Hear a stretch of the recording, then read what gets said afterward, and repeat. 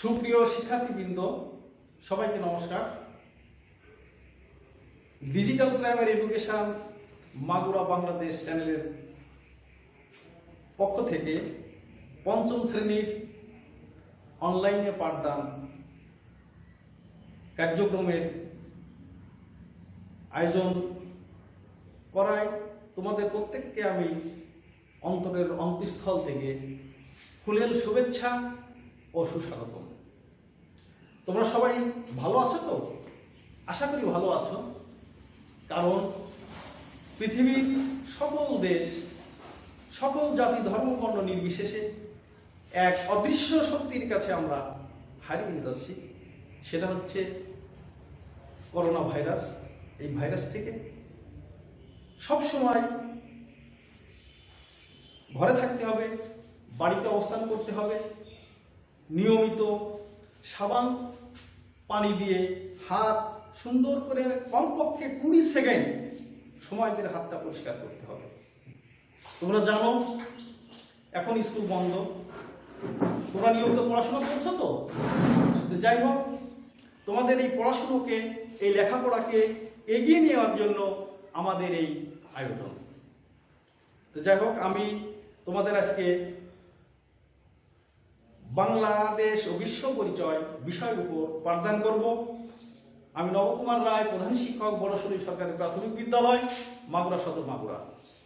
তোমরা বই খাতা নিয়ে প্রস্তুত হও। আমি এখনই আমার আজকের যে বিষয়টা, আজকের যে টপিকসটা, সেটা নিয়ে আমি তোমাদের সামনে পাঠ উপস্থাপন করতে চাই। তোমরা যে যেখানেই আছো সুন্দর থাকো এবং তোমাদের এই বাংলাদেশ ও বিশ্ব পরিচয় বই এবং খাতা কলম নিয়ে প্রস্তুত হয়ে যাও। আজকের আলোচ্য বিষয় জনসংখ্যা সমস্যার সমাধান। আমি গত দুটো এপিসোডে তোমাদের এই জনসংখ্যা, দক্ষ জনশক্তি নিয়ে আলাপ আলোচনা করেছি। আমি জানি তোমরা সেই আলোচনার মাধ্যমে অনেকটা এগিয়ে গিয়েছো। আজকের যে বিষয়টা সেটা হচ্ছে জনসংখ্যা সমস্যার সমাধান। এই টপিকের উপর আজকে আলোচনা আমি শুরু করতে চাই। আমি আশা করি তোমরা প্রস্তুতি গ্রহণ করেছো এবং তোমরা আমার কথা খুব মনোযোগ দিয়ে শুনবে, কারণ স্কুল বন্ধ। এই তোমাদের লেখাপড়াকে এগিয়ে নেওয়ার জন্য আমরা এই আয়োজন করেছি। প্রথমে জনসংখ্যা সমস্যার সমাধান। জনসংখ্যা সমস্যার সমাধানে আমাদের যেসব সম্মিলিত কৌশল অবলম্বন করা প্রয়োজন সেগুলো হলো, প্রথমে হচ্ছে খাদ্য। খাদ্য হচ্ছে একটা আমাদের মৌলিক চাহিদা। 6টা মৌলিক চাহিদা আছে, তার মধ্যে প্রথম হচ্ছে খাদ্য। এই মৌলিক চাহিদাগুলো আমরা পুরোপুরিভাবে অর্জন করতে, পুরোপুরিভাবে এর চাহিদা মেটাতে পারি না, কারণ এই মৌলিক চাহিদাগুলো আমাদের দেশে অতিরিক্ত জনসংখ্যার কারণে আমাদের এই মৌলিক চাহিদা পূরণে সবসময় ব্যাহত হয়। তারপরেও আমরা যাতে এই চাহিদাগুলো পুরোপুরি অর্জন করা যায়, সে লক্ষ্যে আমাদের সরকার, মাননীয় প্রধানমন্ত্রী জননেত্রী শেখ হাসিনা কাজ করে যাচ্ছে। আমরাও তিনার সাথে একাত্মতা ঘোষণা করে আমরাও আমাদের এই কার্যক্রমকে এগিয়ে নিয়ে যেতে চাই। তো প্রথমেই হচ্ছে খাদ্য। খাদ্য ছাড়া আসলে আমাদের কোনো কিছুই চলে না। খাদ্য না খেলে, পেটে যদি ক্ষুধা থাকে, কিসের লেখাপড়া, কিসের কাজ কাম, কোনো কিছুই সম্ভব না। যাই হোক, আমি তোমাদের বলছি, তোমরা মনোযোগ দিয়ে শোনো। বাংলাদেশ কৃষিপ্রধান দেশ। কয়েক বছর আগেও বাংলাদেশ কৃষিপ্রধান দেশ। আমাদের দেশে 85% জন লোক কৃষিকাজ করে জীবিকা নির্বাহ করে। এই জীবিকা নির্বাহ সঠিক সুন্দর যদি আমরা করতে না পারি, তাহলে আমাদের খাদ্যের ঘাটতি থেকেই যাবে। আমাদের দেশে 25 লক্ষ টন খাদ্য ঘাটতি থেকে থাকে এবং এই খাদ্য আমাদের বাইরের রাষ্ট্র থেকে আমদানি করতে হয়, যাতে এই খাদ্য ঘাটতি না থাকে এবং এই খাদ্য বাইরের রাষ্ট্র থেকে যাতে আমদানি করতে না হয়, সে লক্ষ্যে আমাদের কাজ করে যেতে হবে। তোমরা জানো এখন দেশ একটা ভয়াবহ অবস্থায় বিরাজ করছে। মাননীয় প্রধানমন্ত্রী এবং কৃষিমন্ত্রী মহোদয় বলেছেন, যার যেখানে যতটুকু জায়গা আছে সবটুকু জায়গায় ফসল সবজি যা যেখানে যেটা হয় সেটা চাষ করার জন্য খাদ্যকে আমরা যাতে স্বয়ংসম্পূর্ণ হতে পারি, মানে বিশেষ করে বাইরের রাষ্ট্র থেকে যাতে আমাদের খাদ্য আমদানি করতে না হয় সে লক্ষ্যে আমাদের কাজ করতে হবে। খাদ্যের পর আছে বাসস্থান। শুধু খাদ্য খেলেই হবে না, বাসস্থান অত্যন্ত গুরুত্বপূর্ণ আমাদের জীবন যাপনের জন্য। বাসস্থান পেট ভরে খেলাম, খাওয়ার পর যদি একটু ঘুমোতে না পারি তাহলে আমাদের এই জীবন অচল। তোমরা জানো, গ্রামগঞ্জের বহু লোক, গরিব লোক, তারা শহরে এসে দিনমজুরের কাজ করে, রিক্সা চালায়, ভ্যান চালায়, অটো বাইক চালায়, চালিয়ে তারা ফুটপাতে অথবা ঢাকার বিভিন্ন রাস্তায় গলি দেখা যাচ্ছে যে ঘুমোচ্ছে। এতে কি হচ্ছে? এতে তাদের শারীরিক মানসিক ক্ষতি হচ্ছে। এই জন্য এই বাসস্থানটা কি সমস্যা? এই বাসস্থানটা আমাদের জন্য অতীব জরুরি। এই বাসস্থানকে সঠিক সুন্দরভাবে করার জন্য প্রতি বছর প্রায় 30 লক্ষ জনসংখ্যা মানুষের মোট জনসংখ্যার সাথে যুক্ত হচ্ছে।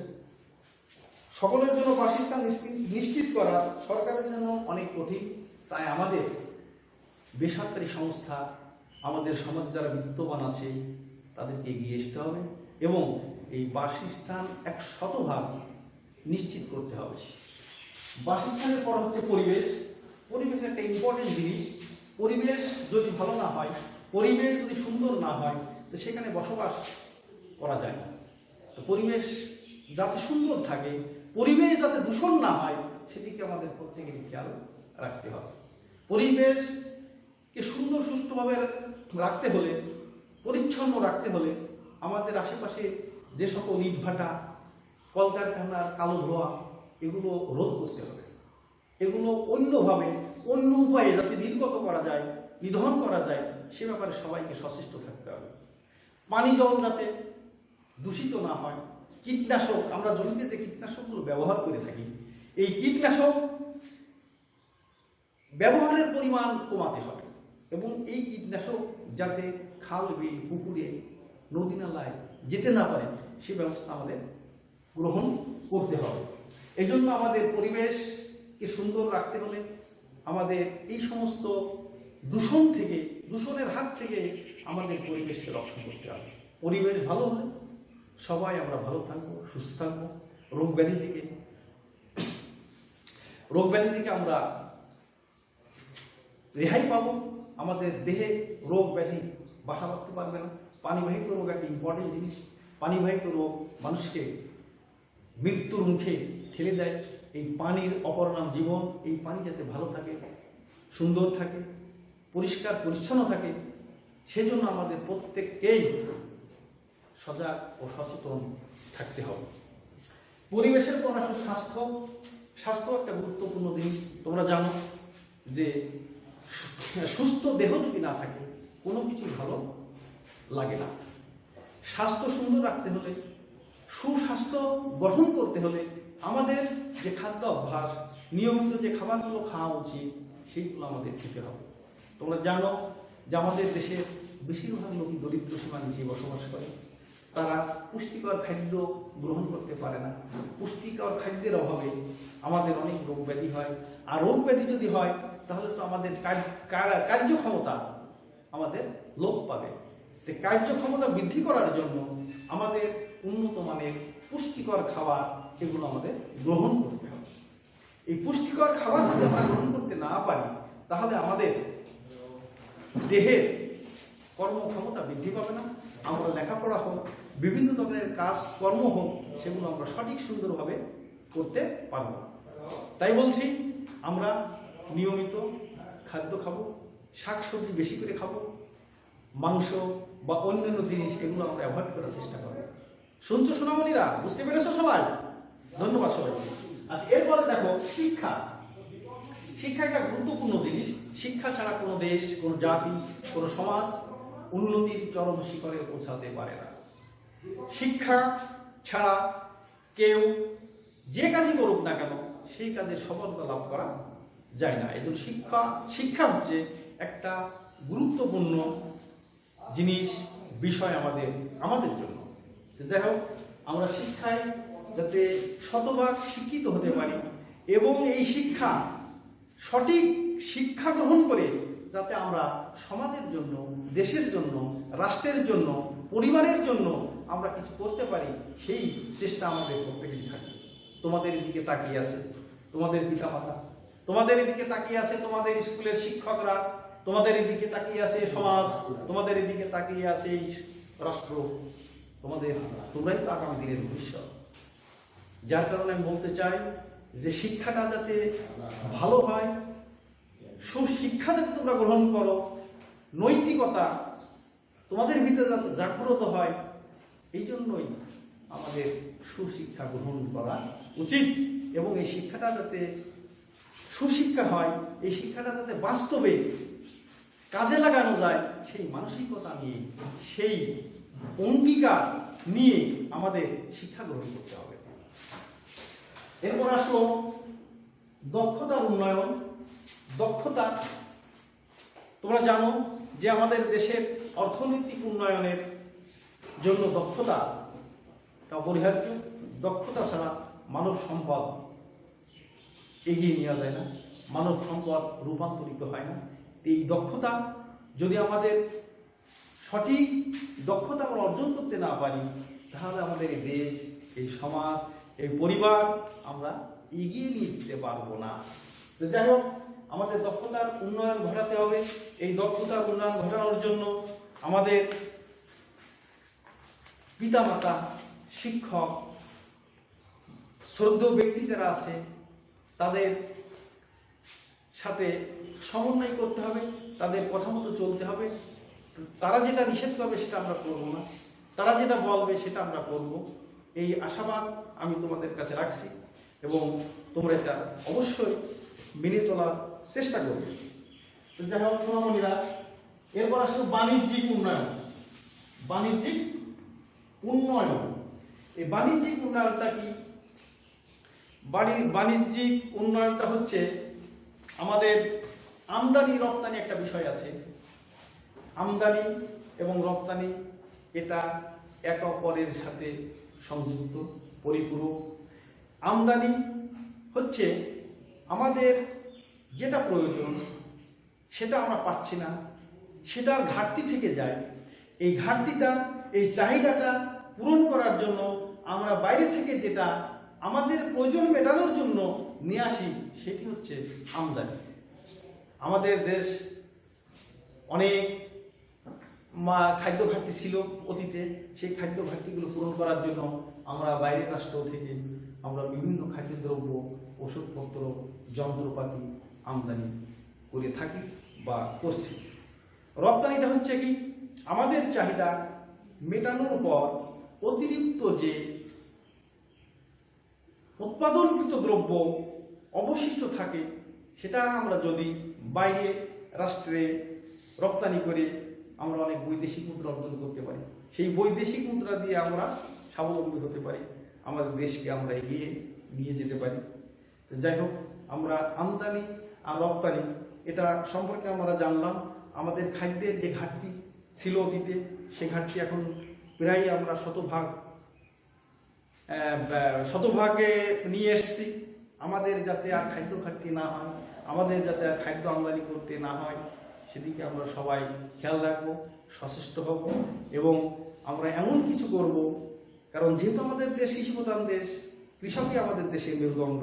এই কৃষকদের আমরা উদ্বুদ্ধ করব, এই কৃষকদের আমরা পরামর্শ দেব যাতে সুন্দরভাবে অল্প জমিতে অল্প সার প্রয়োগের মাধ্যমে আমরা অনেক ফসল উৎপাদন করতে পারি এবং সেই ফসল আমরা নিজেদের চাহিদা মিটিয়ে আমরা বিদেশে রপ্তানি করে বৈদেশিক মুদ্রা অর্জন করে আমাদের দেশ যাতে স্বয়ংসম্পূর্ণ হয়, উন্নয়নশীল হয়, আমরা যাতে পরের দ্বারস্থ না হই সেদিকে আমাদের সর্বদা খেয়াল রাখতে হবে। তোমরা জানো যে আমাদের সরকারি প্রাথমিক বিদ্যালয়ে শিক্ষার মান আগের থেকে অনেক উন্নত হয়েছে, ভবিষ্যতে আরো উন্নত হবে। আমাদের ঊর্ধ্বতন কর্মকর্তা যিনারা আছেন নিরলসভাবে কাজ করে যাচ্ছেন, সেই সাথে আমরাও কাজ করছি, তোমরাও কাজ করছো। দেখো স্কুল বন্ধ, তারপরেও তোমাদের এই পড়ালেখাকে এগিয়ে নেওয়ার জন্য আমরা এই ডিজিটাল চ্যানেলের প্রাইমারি এডুকেশন মাগুরা চ্যানেলের মাধ্যমে আমরা তোমাদেরকে প্রতিনিয়ত পাঠদানের ব্যবস্থা করছি। তোমরা প্রতিনিয়ত এই পাঠদানগুলো সংসদ টেলিভিশন অথবা digital primary education Magura Bangladesh চ্যানেলটা দেখবা। তোমাদের বন্ধু বান্ধব যারা আছে এই চ্যানেলটা দেখবে, দেখার পর যদি কোনো বিষয়ে কোথাও কোনো সমস্যা থেকে থাকে সেই সমস্যাগুলো আমাদেরকে ফোনের মাধ্যমে, তোমাদের ফোন নম্বর আমাদের কাছে আছে, আমাদের ফোন নম্বর তোমাদের কাছে আছে, এই ফোনের মাধ্যমে এই বিষয়গুলো সমস্যার সমাধানগুলো আমরা করতে পারবো এবং আমরা আমাদের যে কাঙ্ক্ষিত ফলাফল, যে কাঙ্ক্ষিত লক্ষ্য, আমাদের যে কাঙ্ক্ষিত উদ্দেশ্য, এটা যাতে আমরা শতভাগ অর্জন করতে পারি, শতভাগ তোমাদের দিতে পারি, সেই চেষ্টা আমরা চালিয়ে যাচ্ছি। তারপরে ঝরে পড়ার হার, আমাদের বিদ্যালয়ে ঝরে পড়ার হার আগে যা ছিল তার থেকে এখন অনেক কম, যাতে স্কুলগামী শিক্ষার্থীরা বিদ্যালয়ে শতভাগ থাকে এবং যে সকল শিশুরা ঝরে পড়ছে তাদেরকে যাতে বিদ্যালয়ে আনা যায় সেই চেষ্টা আমাদেরও করতে হবে। সেই সাথে তোমরা যারা আছো, তোমাদের পাড়া বাড়ির আশেপাশে যারা দেখা যাচ্ছে যে স্কুলে পড়ার মতো উপযুক্ত বয়স হয়েছে, স্কুলে ভর্তি হচ্ছে না, তোমরা তাদেরকে উদ্বুদ্ধ করবে, তাদেরকে পরামর্শ দান করবে যে তোমরা অতি দ্রুত স্কুলে ভর্তি হও। প্রয়োজনে স্যারেদের আমরা যারা আছি আমাদের নলেজে দেবে, আমরা যে বাড়ি বাড়ি গিয়ে আমরা ছাত্র অভিভাবকদের বুঝিয়ে আমরা ঠিকমতো যাতে স্কুলে আসে এবং শতভাগ বাংলাদেশ সরকারের যে আশা আকাঙ্ক্ষা যে শতভাগ ভর্তি, এই ভর্তি শতভাগ ভর্তি যাতে আমরা নিশ্চিত করতে পারি সেইভাবে আমরা কাজ করে যাব। যাই হোক, আজকে যে বিষয় তোমাদের সামনে আমি উপস্থাপন করলাম, জনসংখ্যা সমস্যার সমাধান। আসলে জনসংখ্যা একটা বড় সমস্যা আমাদের। এই জনসংখ্যা যদি আমাদের দেশে কম থাকতো, আমাদের দেশে সীমিত পর্যায়ে থাকতো, তাহলে আমাদের দেশ আরো এগিয়ে যেত, আমরা আরো অনেক ভালো কিছু আশা করতে পারতাম। জনসংখ্যা যদি বৃদ্ধি না হয় এবং বৃদ্ধি হওয়ার জন্য আমাদের যে সমস্যাগুলো হচ্ছে, তোমরা যদি লেখাপড়া শিখে মানুষের মতো মানুষ হও তাহলে এই সমস্যাগুলোর সমাধান তোমরা নিজেরাই করতে পারবে। আরেকটা বিষয় হচ্ছে কারিগরি শিক্ষা। কারিগরি শিক্ষাটা তোমাদের গ্রহণ করতে হবে। মাননীয় প্রধানমন্ত্রী জননেত্রী শেখ হাসিনা বলেছেন যে তোমরা চাকরির পিছনে দৌড়াদৌড়ি করো না, চাকরি তোমাদের পিছনে দৌড়াবে, পিছনে ঘুরবে। সেইভাবে আমাদের লেখাপড়া করতে হবে। তোমরা লেখাপড়া শিখে চাকরির আশা না করে এমনভাবে এমন কিছু করো যেটার মাধ্যমে তুমি তোমার রুটি রুজির ব্যবস্থা করবে, সেই সাথে তোমার আরো 8-10টা বন্ধু বান্ধব যাতে রুটি রুজির ব্যবস্থা করতে পারে সেই চেষ্টা করতে হবে। হাতে কলমে শিক্ষা আমাদের গ্রহণ করতে হবে, কারিগরি শিক্ষা। যদি কোনো লোক, যদি কোনো ছেলে, যদি কোনো মেয়ে কারিগরি শিক্ষায় শিক্ষিত হয়, তারা যদি হাতে কলমে কাজ শিক্ষা গ্রহণ করে, সেটা মোবাইল মেরামত হতে পারে, টেলিভিশন মেরামত হতে পারে, ফ্রিজ মেরামত হতে পারে। এই ধরনের কাজ যদি আমরা করি, এই ধরনের কাজ যদি আমরা শিখি, কারিগরি শিক্ষায় যদি আমরা শিক্ষিত হই, তাহলে কি হবে, আমাদের চাকরির পিছনে আর দৌড়াতে হবে না। আমরা যে কোনো জায়গায় যে কোনো অবস্থানে আমরা কাজ করতে পারবো। আমরা তো কাজ করতে পারবো, সেই সাথে আমরা আরো লোকজন যারা বন্ধু বান্ধব যারা থাকবে তাদেরও পারিবারিকভাবে রুটি রুজির ব্যবস্থা হবে। যাই হোক, আমি এ পর্যন্ত তোমাদের আজকে জনসংখ্যা সমস্যার সমাধান টপিক্সের উপর যে আলোচনাটা করলাম, এই আলোচনায় যদি তোমাদের কোনো সমস্যা থেকে থাকে, তোমার বন্ধু বান্ধবের যদি কোনো সমস্যা থেকে থাকে, এই সমস্যাগুলো আমাদেরকে, আমি আবার বলছি যে আমাদের সাথে যোগাযোগ রাখবে। আমরা প্রতিনিয়ত এই সমস্যার সমাধান আমরা করব এবং আগামীতে যাতে এই ক্লাসগুলো সুন্দরভাবে এগিয়ে নিয়ে যাওয়া যায়, এর জন্য তোমাদের আন্তরিকতা লাগবে। আমাদের আন্তরিকতার কোনো অভাব নাই। তো আমি আশা করছি আগামী এপিসোডে আমরা অন্য একটা বিষয় নিয়ে, সেটা হচ্ছে জনসংখ্যার সমস্যার সমাধানে তোমাদের কি কি করণীয় আছে এই বিষয়টি নিয়ে তোমরা আজকে ভাবার পর নেক্সট ক্লাসে, পরবর্তী ক্লাসে আমি এই বিষয়টা নিয়ে তোমাদের কাছে কিছু প্রশ্ন করব। আমি আশা করি তোমরা এই প্রশ্নের উত্তরগুলো সঠিক সুন্দরভাবে দিতে পারবা এবং তোমাদের এই উত্তরগুলো, এই পরামর্শগুলো আমরা সানন্দে গ্রহণ করব এবং এই পরামর্শই আমরা বাস্তব জীবনে যাতে প্রয়োগ করতে পারি, কাঙ্ক্ষিত পর্যায়ে পৌঁছাতে পারি, সেই আশা ব্যক্ত করে আমি আজকের পঞ্চম শ্রেণীর অনলাইনে বাংলাদেশ ও বিশ্ব পরিচয়ের যে পাঠদান করেছি এটা এখানে শেষ করছি। তোমাদের উজ্জ্বল ভবিষ্যৎ কামনা করি। তোমরা তোমাদের পিতামাতার কথা শুনবে, তোমরা তোমাদের শিক্ষকদের কথা শুনবে, কারণ এখন দুঃসময় চলছে, সমস্ত পৃথিবী যেন গ্রাস করে চলছে। এই গ্রাস থেকে রক্ষা পাওয়ার জন্য, এই অদৃশ্য শক্তি থেকে রক্ষা পাওয়ার জন্য আমাদের নিয়মিত ঘরে থাকতে হবে এবং মাস্ক অবশ্যই পরে আসতে হবে, প্রয়োজন ছাড়া বাইরে আসা যাবে না। যদি প্রয়োজনে বাইরে আসতে হয় তাহলে অবশ্যই মাস্ক ব্যবহার করতে হবে এবং সাবান পানি দিয়ে হাত ধুতে হবে। কমপক্ষে 20 সেকেন্ড ধরে এই হাতটা ধুতে হবে, তাহলে আমাদের সুরক্ষা হবে, আমরা জীবনে বেঁচে থাকতে পারবো। জন্মমৃত্যুর মালিক সৃষ্টিকর্তার হাতে, তবুও আমাদের কিছু কাজ আছে যে আমাদের মেনে চলতে হবে এবং আমাদের এগুলো করতে হবে। তাহলে সবাইকে আমি আবারও শুভেচ্ছা এবং ধন্যবাদ জানিয়ে আমি আমার আজকের এই ক্লাস শ্রেণী পাঠদান এখানে শেষ করছি। ধন্যবাদ সবাইকে।